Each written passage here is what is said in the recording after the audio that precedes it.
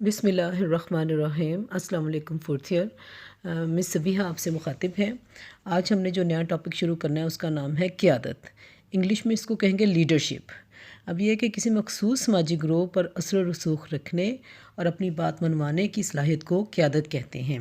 اگر کسی شخص میں ایسی مخصوص مہارتیں موجود ہوں جو قیادت کے لیے ضروری ہیں تو اسے قائد کہا جاتا ہے۔ کسی گروہ کا ایسا رکن جو گروہی سرگرمیوں پر اثر انداز ہونے کی صلاحیت رکھتا ہو قائد کہلاتا ہے۔ لیڈرشپ یا قیادت کے لفظ کو عموماً کسی گروہ یا تنظیم کی نگرانی کرنے، انتظام و انصرام چلانے، ہدایات دینے کے معنوں میں استعمال کیا جاتا ہے۔ لیڈرز ہر جگہ موجود ہوتے ہیں۔ کسی گروہ میں کوئی لیڈر اپنی شخصی خصائص کی بنا پر قیادت حاصل کرتا ہے۔ بعض تو کسی گروہ میں لیڈر کو رائے شماری کے ذریعے منتخب کیا جاتا ہے یا پھر کسی گروہ میں لیڈر کو اس تنظیم کی جانب سے نامزد کیا جاتا ہے جس تنظیم کا وہ حصہ ہوتا ہے۔ اس طرح ایک اسکول کا سربراہ بھی لیڈر ہو سکتا ہے اور ایک بڑے تجارتی ادارے کا سربراہ بھی لیڈر ہو سکتا ہے۔ کسی سرکاری دفتر کا سربراہ بھی لیڈر ہو سکتا ہے۔ کسی ملک یا قوم کا سربراہ بھی لیڈر ہو سکتا ہے۔ اگرچہ لیڈرشپ کا موضوع تاریخ انسانی کے شروع سے ہی قابل اہمیت رہا ہے، لیکن اس موضوع کا سائنسی بنیادوں پر جائزہ 1904 سے لیا جا رہا ہے اور اس وقت سے یہ موضوع ماہرین کے لیے توجہ کا مرکز بنا آیا ہے۔ اب جو ہے سماجی تعلقات کے ضمن میں دیکھا جائے تو اندازہ ہوتا ہے کہ جب دو یا دو سے زائد افراد آپس میں مل بیٹھتے ہیں تو قیادت کا آغاز ہو جاتا ہے، کیونکہ اس وقت ایک شخص دوسرے پر اثر انداز ہونا شروع ہو جاتا ہے یا کم از کم ایسا کرنے کی کوشش ضرور کرتا ہے۔ گروہ کے کچھ ارکان باقی اراکین کی نسبت زیادہ سرگرم ہوتے ہیں جبکہ کچھ کم متحرک ہوتے ہیں۔ زیادہ متحرک اراکین کو دوسروں پر ترجیح دی جاتی ہے۔ جو لوگ زیادہ ایکٹیو ہوتے ہیں ان کی عزت احترام بھی زیادہ کیا جاتا ہے۔ متحرک افراد میں غلبہ پانے کی خواہش زیادہ ہوتی ہے، جبکہ گروہی کردار مستحکم ہو جائے تو گروہ کا نظام مراتب ہائرارچی بن جاتا ہے اور اس کی بدولت قائد اور اس کے پیروکاروں کا تعین ہو جاتا ہے۔ قیادت میں اثر رسوخ پایا جاتا ہے، جبکہ پیروکاروں میں فالوورز میں کیا ہوتا ہے، عطائیت پائی جاتی ہے۔ ماں باپ، استاد، افسران وغیرہ قیادت کے مختلف روپ ہیں۔ صورتحال یا گروہ کی ساخت کے مطابق قیادت کا مقصد مختلف ہوتا ہے۔ اب یہ ہے کہ جس طرح قائد کو ایک سے زائد پیروکاروں کی ضرورت ہوتی ہے، اس طرح فالوورز کی بھی یہ خواہش ہوتی ہے کہ ان کی قیادت کرنے والا ایسا شخص ہو جس پر انہیں مکمل بھروسہ ہو، اعتماد ہو، اعتقاد ہو۔ گروہ میں جتنے زیادہ ارکان ہوں گے قائد کی ضرورت اتنی ہی زیادہ ہوگی۔ جبر سے کام لینے والا شخص کبھی قائد نہیں کہلائے گا۔ قائد کی بنیاد زیادہ تر شخصی اوصاف پر ہوتی ہے۔ گروہی ساخت، تنظیمی ڈھانچے اور کام کی نوعیت کے مطابق قیادت ابھرتی ہے۔ اب قائد کے پاس قوت، پاور یعنی دوسروں کو کنٹرول کرنے کی صلاحیت ہوتی ہے۔ اب یہ قوت جس کو ہم پاور کہتے ہیں وہ کیا ہوتی ہے؟ اس سے مراد وہ اثر و رسوخ ہے جو قائد کا اپنے ماننے والوں پر ہوتا ہے، جسے یا تو ماننے والے اپنی مرضی سے قبول کرتے ہیں یا اس خوف سے کہ اس کے بغیر نقصان اٹھائیں گے۔ اب سوشل بیسس آف پاور، اب یہ پڑھیں گے۔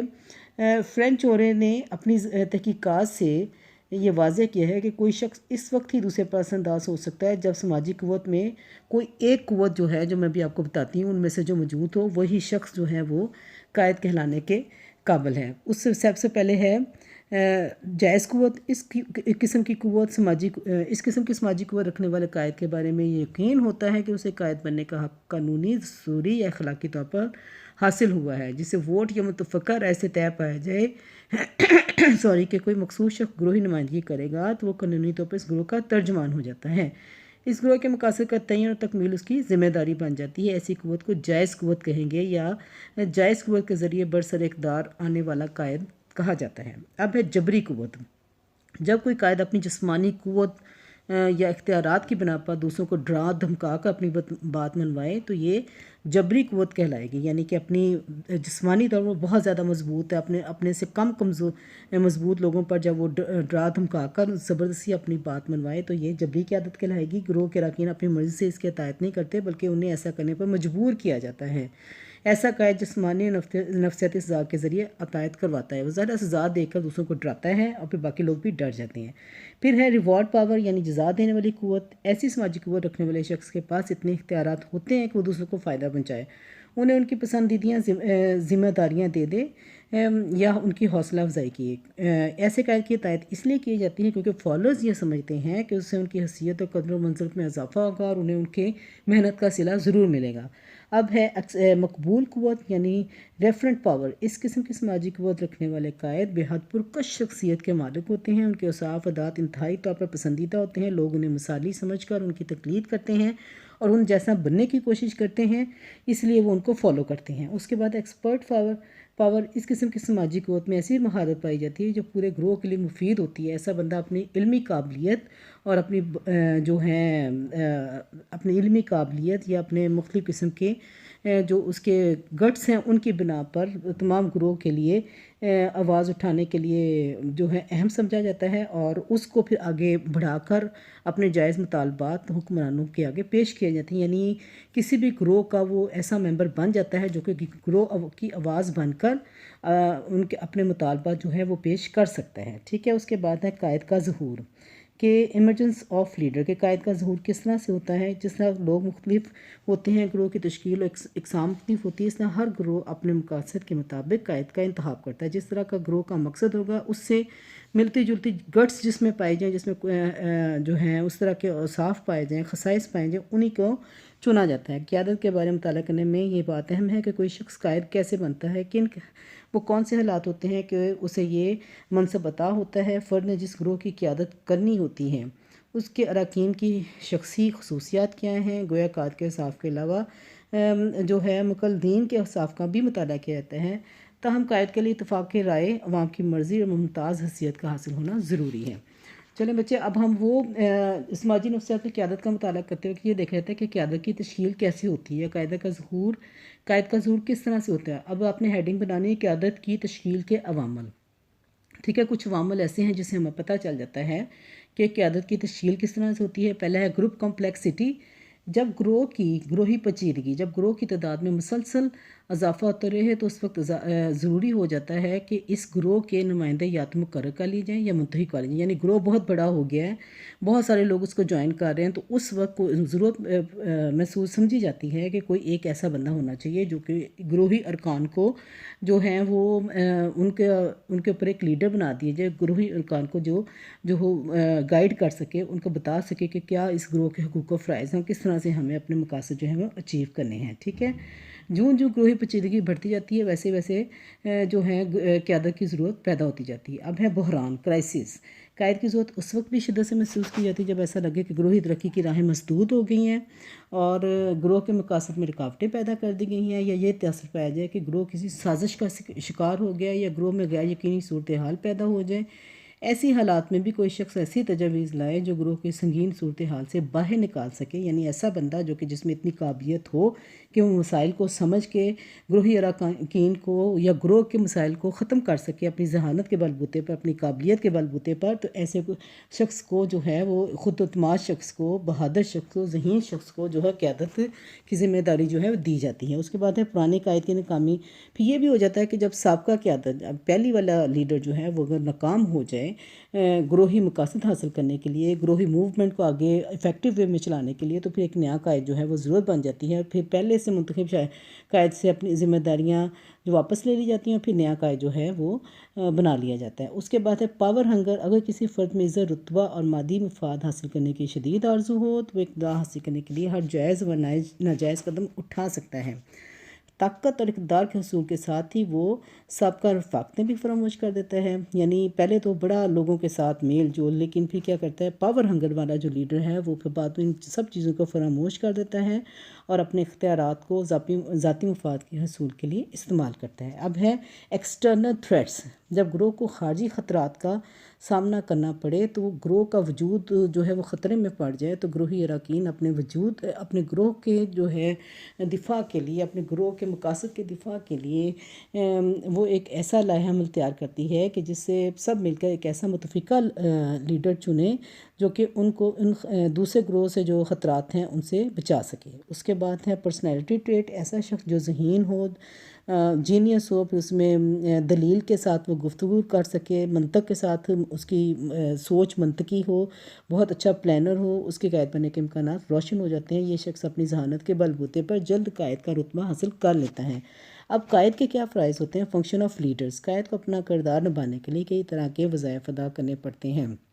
اس کے کردار کی نوعیت کا تعلق اس بات سے بھی ہے وہ کس قسم کے گروہ کی قیادت کر رہا ہے، ٹھیک ہے۔ گروہ دیکھا جاتا ہے، قائد کے لیے یہ بھی دیکھا جاتا ہے کہ کن حالات میں اس نے اس طرح کا بننا ہے کہ وہ دوسروں کو حکم دے، اور کن حالات میں اس نے جمہوری طرز عمل اختیار کرنا ہے کہ جو میجورٹی کہے گی وہی کام ہوگا، کن حالات میں اس نے اپنی جو ہے وہ یعنی ان کو گائیڈ کرنا ہے کہ یہ کام ایسے ہوگا، ٹھیک ہے۔ اور یہ فرائض اس طرح سے اس کو قائد کو مختلف قسم کے فرائض انجام دینے پڑتے ہیں، اور جو ہے وہ فرائض کیا ہیں، یا ان کو قائد کی ذمہ داریاں بھی کہا جا سکتا ہے۔ آپ لوگوں نے ہیڈنگ بنا لینی ہے، قائد کی ذمہ داریاں، ٹھیک ہے۔ وہ اب کون کون سی ہیں، یہ 291 پیج پہ آپ لوگوں نے اس کی جو ہے وہ ہیڈنگ بنا لیں، قائد کی ذمہ داریاں۔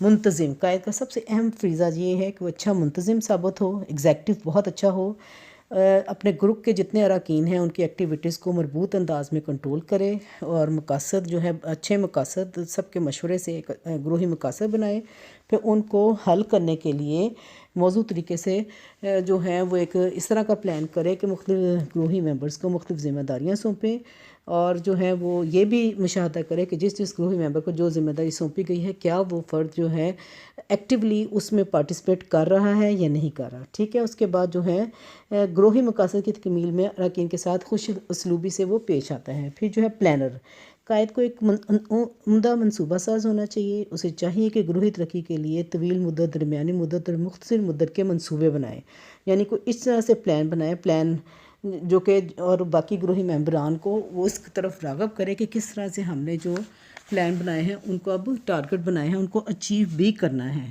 ٹھیک ہے۔ ان ماحولی تقاضوں کی بدولت اگر ان میں ترمیم و اضافہ کرنے کی محسوس ہو تو بلا تاخیر ایسا کرے۔ گروہی مقاصد خواہ حکام بالا متعین کریں، اراکین خود متعین کریں یا قائد بذات خود اپنے فیصلے کریں، لیکن منصوبہ سازی کا ذریعہ کوئی بھی ہو، یہ قائد کی ذمہ داری ہے کہ اس میں پوری طرح شامل ہو کر اپنا کردار ادا کریں۔ اب ہے ایکسپرٹ، یعنی قائد بطور ماہر۔ قائد کو ہمیشہ معلومات کا ذخیرہ خیال کیا جاتا ہے، یعنی یہ سوچا جاتا ہے قائد کے پاس ہر طرح کی انفارمیشنز ہیں، ہر مسئلے کے حوالے سے، ہر نظریے کے حوالے سے، ہر پالیسی کے حوالے سے اس کو کافی کچھ جو ہے معلوم ہے۔ گروہ کے ارکان سمجھتے ہیں کہ ان کے قائد کو ہر معاملے پر دسترس حاصل ہے، اس لیے رسمی تنظیمیں لوگ قائد سے زیادہ مدد لیتے ہیں۔ گروہی اراکین اپنی جب قائد کی تکنیکی مہارت اور علم پر انحصار کرنے لگتے ہیں تو اپنی حیثیت مستحکم کرنے کے لیے اراکین کا استحصال بھی کر سکتا ہے، ٹھیک ہے بچے۔ اب ہے بیرونی رابطوں کا ذریعہ، گروپ ریپریزنٹیٹیو، اس میں جو ہے اس کو اس طرح سے ہم بیان کریں گے کہ قائد کو خارجی روابط کے لیے بھی گروہ کی نمائندگی کرنی پڑتی ہے۔ قائد کا کردار گروہی ترجمانی کرتے ہیں، وہ نہ صرف گروہ کو اپنے گروہ کا پیغام دیتا ہے بلکہ خارجی گروہوں سے معلومات بھی اسی کے واسطے سے گروہ تک پہنچتی ہے۔ دونوں گروہوں کی آپس میں میل جول اور جو ہے سود مند قسم کی جو ہے تجاویز کا جو ہے وہ تبادلہ بھی اسی قائد کے ضمن ہوتا ہے۔ وہ اس بات کا بھی ہوتا ہے کہ گروہی مقاصد کس طرح سے پورے کیے جا سکتے ہیں، کیونکہ بڑے گروہ کے اراکین دوسرے افراد یا گروہ کے گروہی مقاصد کے سلسلے میں نہ تو رابطہ کر سکتے ہیں نہ ہی تعلقات استوار کر سکتے ہیں، اس لیے ایک گروہ کے اراکین کا دوسرے گروہ کے اراکین سے رابطہ اپنے قائد کی وجہ سے ہی ممکن ہو پاتا ہے۔ اس کے بعد ہے کنٹرولر آف انٹرنل ریلیشنز، یعنی باطنی روابط کا ناظر۔ کسی بھی دوسرے رکن کی نسبت قائد گروہی ساخت کی مخصوص تفصیلات کے مطابق گروہی ارکان پر اثر انداز ہوتا ہے اور اسے گروہ کے اندرونی روابط کو ضبط میں لانا پڑتا ہے۔ اب ہے سزا اور جزا کا اختیار، قائد کے پاس چونکہ بااختیار ہوتا ہے اس لیے اپنے اراکین کی اچھی بری باتوں یا سزا جزا دینے پر قادر ہوتا ہے۔ گروہ کے اراکین سے سزا کے طور پر ذمہ داریاں واپس بھی لے سکتے ہیں یا کسی گروہ سے خوش ہو کر اس کو زیادہ جو ہے اہم قسم کی ذمہ داریاں سونپ سکتا ہے۔ اس کے بعد جو ہے میڈیٹر کے مصالحت کنندہ قائد کا ایک فریضہ یہ بھی ہے کہ گروہی اراکین کے مابین باہمی تنازعات کو سلجھائے، ان کے مابین جو غلط فہمیاں پیدا ہوئی ہیں ان کو دور کرے، ان کی صلح کروائے تاکہ سارے لوگ مستعدی سے اپنے اپنے فرائض ادا کریں اور گروہی مقاصد کو حاصل کر سکیں۔ ایز اے ماڈل، قائد کو ماڈل کے طور بھی تسلیم کیا جاتا ہے۔ قائد کی شخصیت میں ایسی کشش ہونی چاہیے کہ اس کی تقلید کی جائے۔ پھر ایز اے سمبل قائد امتیازی حیثیت کا مالک ہو تو گروہی وحدت میں اضافہ ہو سکتا ہے۔ پھر مثالی حیثیت جو ہے آئیڈیولوجسٹ، یعنی کہ آئیڈل ہونا چاہیے اس کو، قائد کو گروہی معیار، قائد روایات، معاشرتی معیار کا علمدار ہونا چاہیے۔ پھر ایز اے فادر فگر، قائد گروہی سرگرمیوں کو رواں دواں رکھنے، گروہی مقاصد کے حصول کا ذمہ دار ہوتا ہے، اس لیے اراکین کے نزدیک اس کی حیثیت ایک باپ سی ہوتی ہے۔ جیسے باپ اپنے سارے جو ہیں بچوں کے مابین ان کی بہتری کے لیے بہت سارے پلان کرتا ہے، ان کی بہتری کے لیے مختلف تجاویز پر عمل کرتا ہے اور کوشش کرتا ہے کہ گھر کا ماحول بہت اچھی طرح سے محبت بھرا ہمدردانہ قسم کا ماحول رہے۔ اسی طرح قائد بھی ایک باپ کی طرح گروہی اراکین کے مابین محبت الفت کا رشتہ استوار کر کے ان کے لیے گروہی مقاصد متعین کرتا ہے، اور جو کم تر ہے کوئی رکن جو ہے وہ اپنی صلاحیتوں کے حوالے سے کم تر ہے، تو دوسرے جو صلاحیتوں سے اس سے اوپر ہیں ان کو ان کے ساتھ اٹیچ کر کے کہ ہر ایک دوسرے کی ہیلپ کر کے کس طرح سے گروہی مقاصد تک پہنچا جا سکتا ہے، یعنی آپس میں اراکین میں ہمدردی کے جذبات پیدا کیے جاتے ہیں۔ پھر پرائمری فنکشنز کیا ہے؟ قائد کے لیے لازم ادا کیے جانے والے فرائض بنیادی وظائف کہلاتے ہیں کہ اس میں اہم بات یہ ہے کہ وظائف خواہ بنیادی ہوں یا اضافی یا ثانوی، اس کا تعلق اراکین اور قائد کی مرضی سے ہوتا ہے، وہ جسے چاہے بنیادی وظائف قرار دیں، جسے چاہے ثانوی۔ پھر گو کی نوعیت اور قائد، جس قسم کا گروہ ہوگا اس طرح کے اوصاف قائد میں پائے جائیں گے، مثلا محنت کش گروہ کے قائد، طلباء کے قائد، اساتذہ تنظیم کے قائد کے اوصاف یکسر مختلف ہوں گے۔ کامیاب اور مقبول قائد کے لیے ضروری ہے کہ گروہی ضروریات کے مطابق مناسب رویہ اختیار کریں۔ چلیں بچے، اب ہمارا کمپلیٹ ہو گیا، ان شاء اللہ تعالیٰ لیڈرشپ سٹائل جو ہے اب ہم کل کریں۔